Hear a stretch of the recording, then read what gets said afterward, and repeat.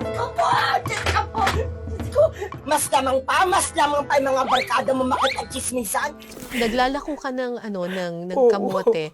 May nagtitrip sa inyo? Oo, may nang batong bigla ko sinuntok dito sa Naranasan mo ba yun na pinagtitripan Siguro ka ganun kasi? talaga kaya ayoko nga maging mali. Ito ay para sa kanya din. Hindi para sa sarili ko kasi gusto ko mapatunayan kasi nanay ko na natao rin ako.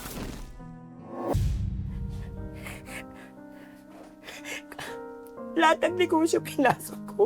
Magtinda na dyaryo, magtinda na sigarilyo. Pupunta lang ako sa sementeryo tuwing November 1, maglalako ko ng sigarilyo niyan sa mga patay-patay. Gusto ko lang may pera ako, ganun. Ganun ako. Para ayoko lang maging pabigat sa mga magulang ko.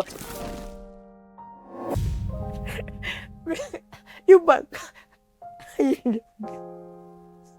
Di ba ganun naman tayong mga anak? Yung parang, inay, ganun na kami ganito. Parang masaya kapag may pinagmamalaki ka ng magulang mo.